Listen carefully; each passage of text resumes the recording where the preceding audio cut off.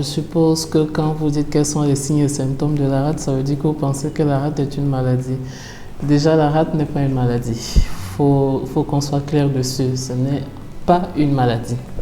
Maintenant, la rate, c'est un organe qui est dans l'organisme, qui est là comme le cœur, qui est là comme le poumon, qui se trouve au niveau de l'abdomen et qui a son rôle très précis dans l'organisme qui va permettre de combattre les infections, qui va sécréter certains éléments pour la défense de l'organisme.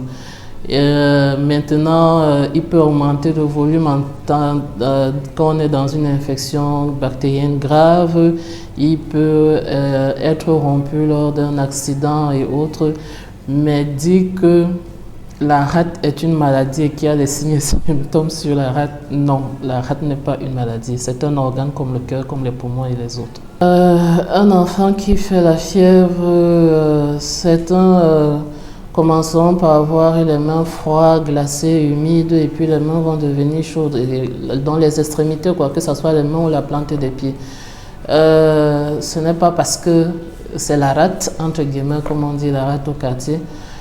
Oui, l'enfant fait la fièvre, oui, venez à l'hôpital. Et je conseillerais à tous les parents, si vous constatez que votre enfant fait la fièvre, venez à l'hôpital, s'il vous plaît. Les incisions, les scarifications et autres, moi, je n'ai aucun conseil à donner dessus parce que je ne connais rien et je pense pour moi que ce sont des trucs qu'il faut abolir.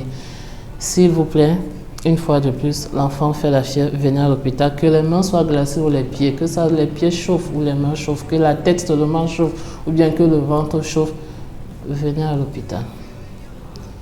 Maintenant, le volume de la rate qui augmente, ça dépend de quelle pathologie l'enfant souffre et ce n'est qu'à l'hôpital qu'on peut vous faire le bon diagnostic.